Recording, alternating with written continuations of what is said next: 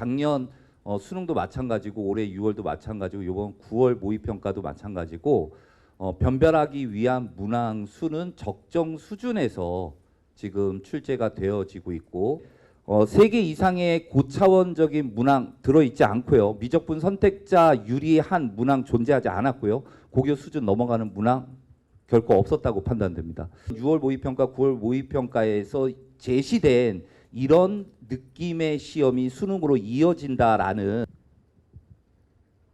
2024학년도 9월 모의평가 수학 영역 출제 경향에 대해서 말씀드리도록 하겠습니다. 2024학년도 수능 9월 모의평가 수학 영역은 올해 6월 모의평가와 비슷한 수준에서 출제된 것으로 분석하였습니다. 지나친 계산을 요구한다거나 불필요한 개념으로 실수를 유발하지 않았고 사교육에서 문제풀이의 기술을 익히고 반복적으로 훈련한 학생들에게 유리한 문항이라든지 공교육 과정에서 다루지 않은 내용의 문항, 풀이의 시간이 과도하게 오래 걸리는 문항은 철저하게 배제되었다라고 판단하였습니다. 특히 올해 6월 모의평가와 구성면에서 매우 흡사함을 느낄 수 있었고 2015 개정 교육과정, 수학과 교육과정의 내용과 수준에 근거하여 다양한 난이도의 문항이 골고루 출제되었으며 기본 개념에 대한 이해와 적용 능력 그리고 주어진 상황을 통해 추론하여 문제를 해결하는 문항, 분석하고 탐구하는 사고 능력을 측정할 수 있는 문항이 고루 출제되었습니다. 공교육과 EBS 수능 교재를 통해 충분히 대비할 수 있는 문항으로 출제되어졌다라고 저희는 분석하였습니다. 다음으로는 과목별 출제 경향을 구체적으로 말씀드리도록 하겠습니다. 공통 과목인 수학 1은 지수함수와 로그 함수에서 4문항, 삼각 함수에서 3문항, 수열에서 4문항, 총 11문항이 출제되어졌습니다. 교육과정 및 EBS 수능 연계교재 중심의 출제로 이루어졌으며 단순한 암기보다는 수학적 의미를 이해할 필요가 있는 문항들로 출제되어졌습니다.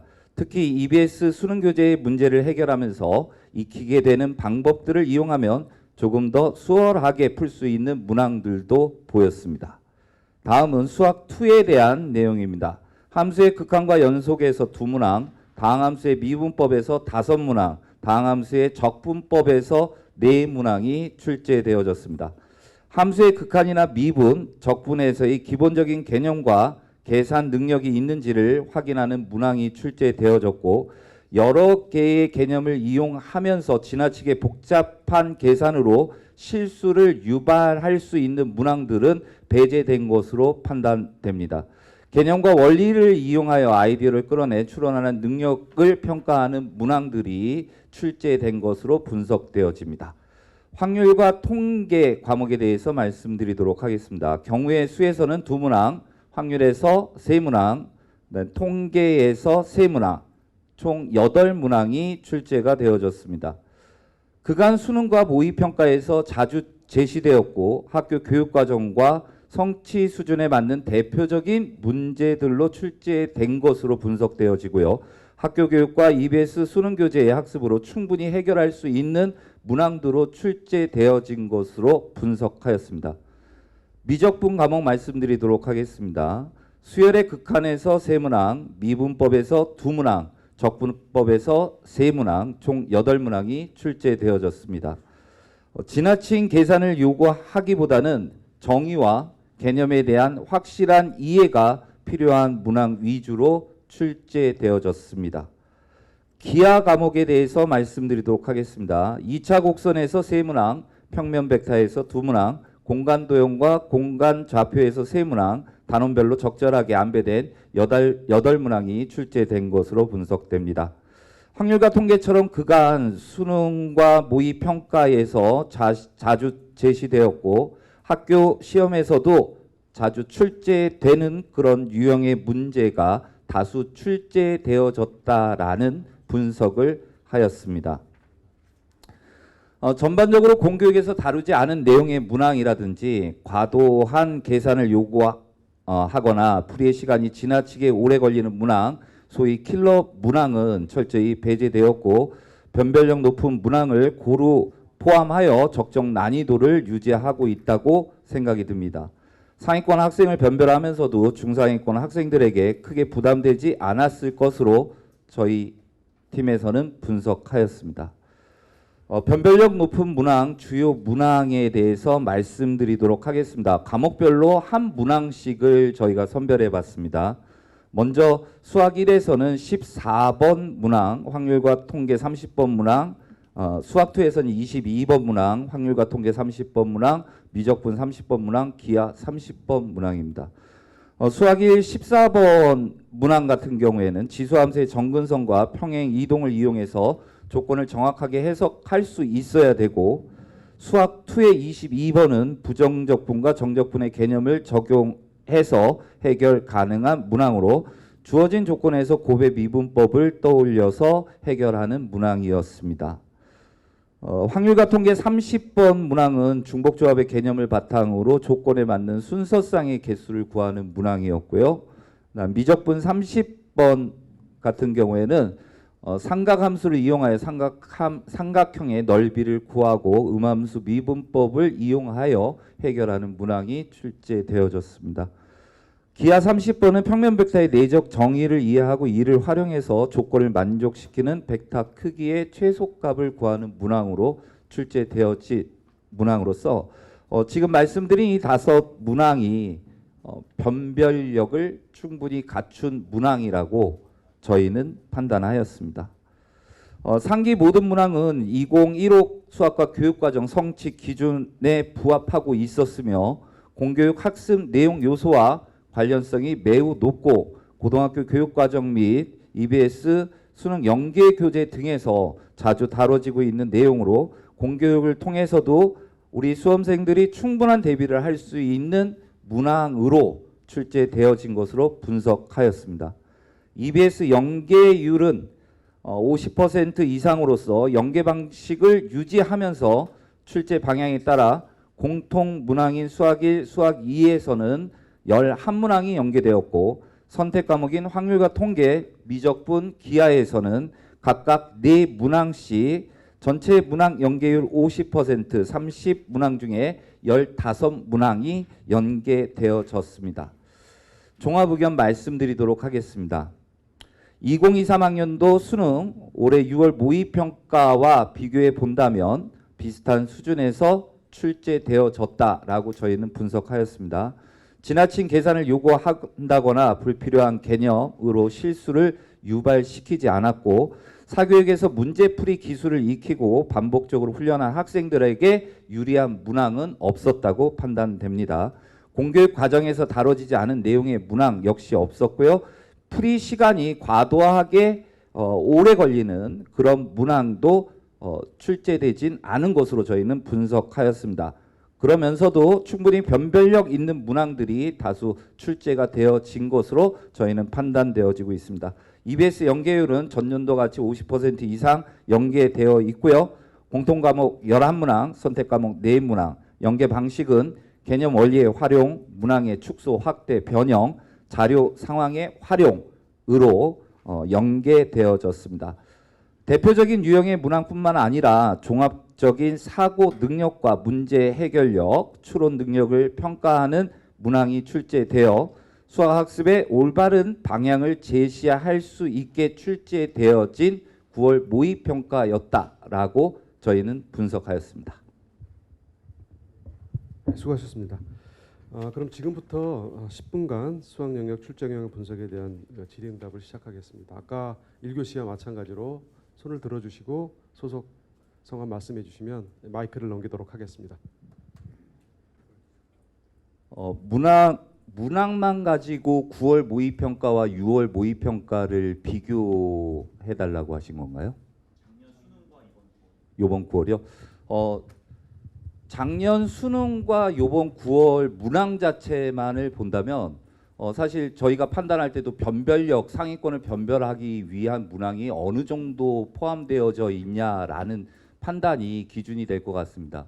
근데 뭐 지나치게 많아졌다거나 적어졌다거나 그러지 않습니다.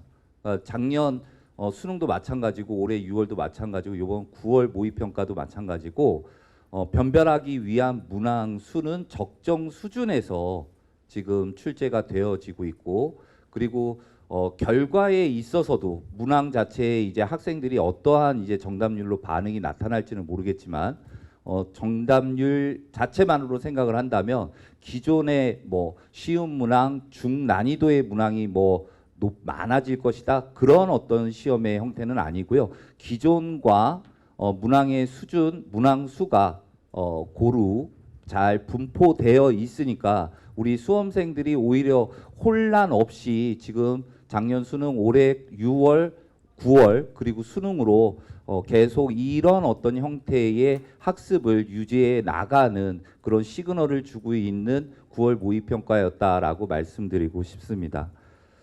그리고 킬러가 배제된 부분에 대한 질문을 해주셨습니다. 3개 이상에 대한 고차원적인 문제, 그 다음에 미적분 선택자에 특별히 유리한 문항이 있었는지, 그 다음에 제가 아까 세 번째 사항을 잘 못 들었었거든요. 네, 고교 수준 이상. 저희 분석할 때요. 이런 문항이 실제 정말 존재할지 안 할지에 대해서 정말 저희도 두 눈을 부릅뜨고 한번 쳐다봤었습니다.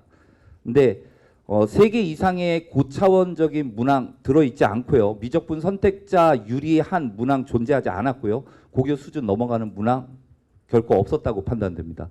한 가지 예를 들어 드린다면 작년 그 미적분 30번 문항을 보면요. 이 문제를 해결하기 위해서는 정말 복잡한 함수가 등장을 합니다. 단순히 지수함수의 어떤 그래프의 상황을 보는 것이 아니고 지수함수에다 삼각함수를 합성시킨 그 함수에 대해서 미분법을 이용하여 함수의 증가감소, 극대극소, 최대, 최소 이런 사항 등을 종합적으로 해석하고 조건에 맞는 식을 찾아야 되는 그런 함수를 찾아야 되는 그런 과정이었다면 요번 수능 9월 모의평가 30번 문항 같은 경우에는 그러니까 작년 30번은 어떻게 보면요. 미적분 내용을 왔다 갔다 다 할 줄 알아야 돼요. 1, 2, 3단원의 전반적인 내용을 다 이해해야 된다면 요번 30번 같은 경우에는 미분법 2단원에 집중되어져 있다라는 거죠. 그래서 이게 우리가 이제 변별력이라는 부분에서 사실 관심이 높잖아요. 근데 충분히 그러니까 뭐 여러 개념을 복합적으로 쓰고 그리고 해결 과정 복잡하고 이런 것이 아니고 정말 어느 한 단원에서 다뤄지는 내용일지라도 기본 개념을 정확하게 가지고 그 해결 과정을 정확하게 적용시켜서 문제를 해결해 나가는 그 과정에서도 충분히 변별력을 우리가 확보할 수 있었다라는 저희는 분석을 할 수가 있는 겁니다. 마이크 좀 전달 부탁드리겠습니다. 네, 세계일보 김윤아 기자인데요. 그 6월 모평이 이번에 수학이 불수학이었다는 얘기가 나왔었는데 그럼 그 6월 모평과 비슷한 수준이라면 이번도 좀 고난도 시험이었다고 이해를 하면 되는지 궁금하고요. 그리고 이제 여기서 작년 수능 6월 모평과 비슷하다고 하셨는데 그때 이제 6월 모평 본 다음에는 그 수능보다 6월 모평 수학이 어려웠다는 분석이 나왔었잖아요.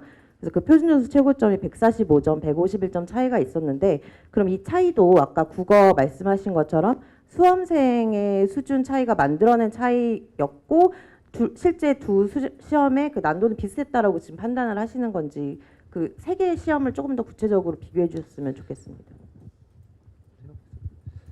네. 사실 6월 모의평가는 중요한 게 수능과 다른 가장 큰 차이가 있는 게 시험이 전범위가 아닙니다.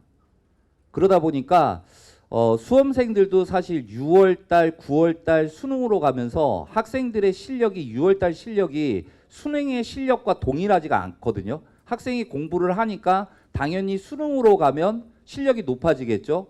그런데 6월과 9월달에 문제 수준을 똑같이 낸다 그러면 점수는 치솟게 돼버리는 겁니다. 이치적으로요.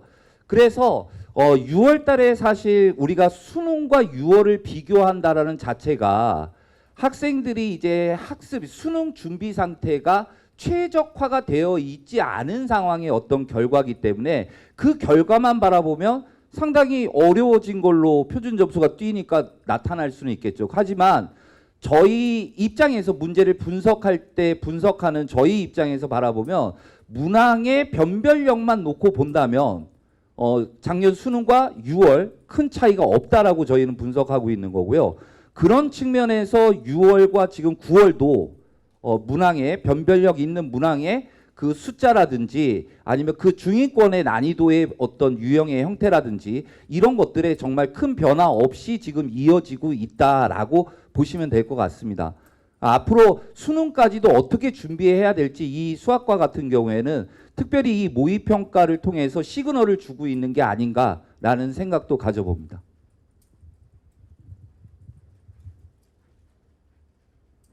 앞쪽에 계신 분 먼저 하시고. 네. 네, 안녕하세요. 헤럴드 경제 박지영 기자입니다. 수학은 설명을 해주셔도 저희가 잠깐 잘 이해가 안 돼서 방금 종로에서 나온 그 모평 자료를 좀 같이 비교해서 봤는데요. 그 여기서 나오는 게 이제 최상위권 변별력은 좀 약해질 수 있다. 왜냐하면 주관식 문항을 쉽게 출제하려는 의도가 보여진다라는 점이 하나 있고, 두 번째로는 평가원 모의고사에서는 이례적으로 EBS 체감 연계도가 높게 형성됐다. 뭐 두 문제는 아예 거의 일치한다라고 분석이 돼 있거든요. 그래서 EBS하고 좀 연계되는 게 어떤 그 실제 문제의 좀 유형 뭐 이런 개념 이런 것뿐만 아니고 좀 풀이 과정에 일치하는 게 실제로 있었는지와 최상위권과 중상위권 간 변별력이 좀 최상위권을 변별하는 게 쉽지 않을 수 있다라는 분석에 대해서 EBS는 어떻게 보셨는지 좀 궁금합니다. 최상위권의 변별력 이 부분은 작년 수능에서 수학에서 100점 맞은 학생이 100명이 되지 않았습니다. 하지만 올해 6월 달에 치러진 수학 영역에서 보면 만점자 100점 맞은 학생이 650에서 700명 그 사이에 지금 형성되어 있는 걸로 제가 알고 있습니다. 그 최상위권의 변별력도 또한 마찬가지로 그러니까 작년 수능과 올해를 비교해 보면 분명히 어려워졌다라고 하는데 100점은 더 많아졌 상황이죠. 근데 학생들이 앞으로 대비를 어떻게 해 나가느냐에 따라서 정말 이 부분도 최상위권에 대한 변별력도 영향을 미칠 거라고 생각하는 게 기존의 어떤 킬러 문항이라고 저희가 이야기하고 있는 데에 포커스를 맞춰가지고 만약에 최고 난이도의 문제를 갖다가 그쪽에 어떤 포커스를 맞춰서 계속 준비해 나간다면 사실 그 학생은 되게 위험스러운 학습을 할 수도 있을 것이다.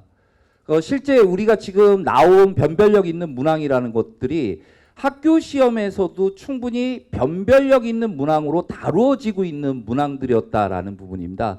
학교에서도 학생들이 이 똑같은 개념을 배우고 나서도 거기에 반응하는 정도가 다양한 분포를 띠고 있다라는 거죠. 그래서 그런 쪽으로 저희가 변별력을 확보하고 있다라고 생각을 해 주셨으면 좋겠습니다. 그래서 최상위권 변별력을 뭐 가장 이제 어려운 문제가 무엇이냐라고 한다면 당연히 주관식 문제 아니겠습니까?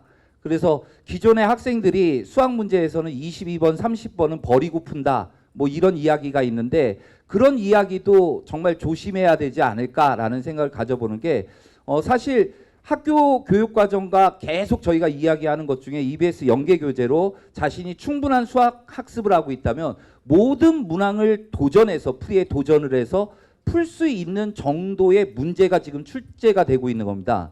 이 풀 수 있는 것도 다 풀 수 있냐? 뭐 몇 개 못 풀고 풀 수 있냐지 아예 시도조차 할 수 없는 그런 문항은 결코 아니다. 도전은 할 수 있으나 거기에서 충분히 변별이 이루어지고 있다라는 부분으로 좀 해석을 해 주시는 게 올바르지 않을까. 뭐 정답률만 놓고 본다면 당연히 주관식의 정답률이 제일 낮게 나오는 거는 분명할 겁니다.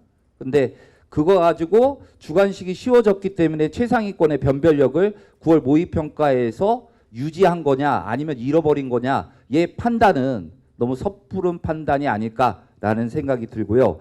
올해 평가원에서 강조하고 있는 게 체감 연계도를 높이는 거죠. 근데 사실 수학 영역 같은 경우에 이제 국어 영역이나 영어 영역과는 달리 아무래도 내가 봤던 어떤 지문이 나왔을 때는 되게 익숙하잖아요. 근데 수학이라는 거는 그런 어떤 익숙함은 없었습니다. 하지만 올해 치러진 6월 모의평가나 9월 모의평가를 보면 문항을 연습하는 과정이 있지 않습니까? 이 문제를 해결하기 위한 과정을 올바로 밟아 나갔다면 풀 수 있는 문항이 나오는 겁니다. 그러니까 똑같은 질문은 아닌데요. 그 과정을 이해하고 있는지를 이해하고 있음을 정확하게 알고 있으면 풀 수 있는 문항. 그러니까 수학은 사실 숫자만 바뀌어도 다른 문제가 된다라고 느끼잖아요. 일반적으로. 근데 다른 문제라고 느끼지 않는 학생들은 그 풀이의 알고리즘, 풀이의 과정을 정확하게 이해하고 있는 거죠. 그래서 저희 수학에서는 그 체감 연계율이라는 게 본인이 풀어본 거를 정확하게 인지하고 있는 학생들은 이거 나 아는 문항? 이런 느낌을 충분히 받을 수 있는 문항들이 등장하고 있다는 게 올해 모의평가에서의 수학 영역의 특징이다. 이렇게 말씀드리고 싶습니다. 네, 그 약속드린 시간이 좀 넘었는데 좀 몇 분 더 질의를 받고 응답해 주시는 심시호 선생님께서도 좀 짧게 해주시기 바랍니다. 네, 경향신문 남지원 기자입니다. 지금 수험생들이 시험 보고서 후기들을 좀 올리고 있는데 전반적으로 수학 같은 경우에 쉬웠다는 반응이 많아요. 수험생들 입장에서 좀 난이도를 낮게 인식을 한 것 같은데 전반적으로 수험생 입장에서 왜 그렇게 인식이 되었을지 좀 어떤 특징 때문에 그랬을지 설명해 주시면 좋겠습니다. 예, 이 문제는 제가 대답을 하도록 하겠습니다. 과거에 이제 여러 가지 개념을 복합적으로 인용했던 그런 문제들, 그러니까 흔히 말하는 이제 킬로문항이라고 하는 부분이 좀 배제가 됐고 하나의 개념과 원리를 정확하게 인식한다면 충분히 풀 수 있는 그런 문제로 출제됐기 때문에 시험이 끝난 직후 학생들이 받는 난이도는 좀 쉬웠다 이렇게 볼 수도 있을 것 같습니다. 하지만 시험이 끝난 다음에 이제 결과로 가지고 볼 때는 저희가 문항의 출제의 경향, 출제자 문항 분석자가 봤을 때의 경향은 그렇게 변별하지 못할 정도로 쉬운 문항은 아니었다. 지금 그렇게 생각하고 있습니다.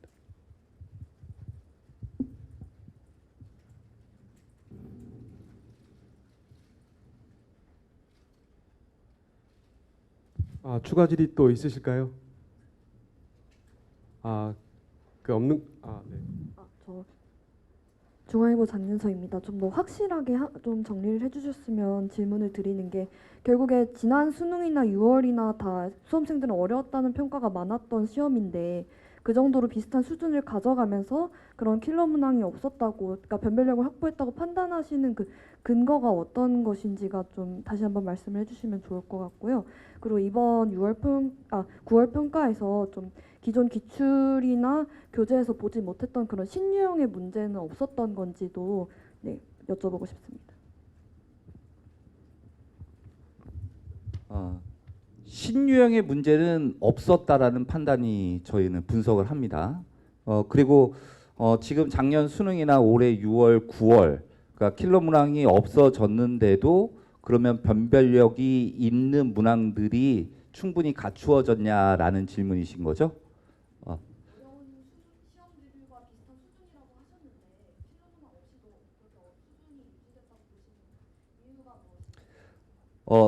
특징을 한번 제가 생각을 해봤었는데요. 이 느낌을 왜 갖게 됐냐면 저희가 학교 교육에서도 학생들한테 수학을 가르치다 보면 학생들이 좀 친숙하게 쉽게 받아들이는 단원이라든지 내용이 있는가 하면 학생들이 어떤 설명을 전해줬을 때 학생들이 좀 어렵게 느끼는 내용들의 요소들도 분명히 있습니다. 그러니까 요번에 출제된 아까도 제가 예시 드렸던 것과 마찬가지로 이 교과에 대한 전체적인 어떤 그림을 다 머릿속에 가지고 있어야지 해결하는 그런 어떤 변별력이 기존에 저희가 변별력을 뒀다면 요번에는 그 안에 있는 내용, 그러니까 조금 국소적으로 왔더라도 그 안에 있는 내용을 보다 정확하게 이해하고 있고 문제풀이가 끝까지 가져야지 정답으로 갈 수가 있는. 그래서 제가 볼 때는 범위가 좁아졌지만 문제 교사 입장에서 바라볼 때는 이 정도의 어떤 문항으로서도 충분히 변별력을 잃지는 않았다라고 저희가 판단을 하는 거거든요. 그래서 학생들도 어쨌든 국소적으로 돌아갔지만 그래도 이거 쉽지는 않은데? 라는 느낌을 충분히 받을 수 있는 문항이라고 저희는 생각을 하는 거고요. 그게 객관식에서도 주관식에서도 기존의 변별력 있는 문항이라고 저희가 얘기하는 그런 파트에서 동일하게 유지가 되고 있다라고 저희는 생각하고 있는 겁니다.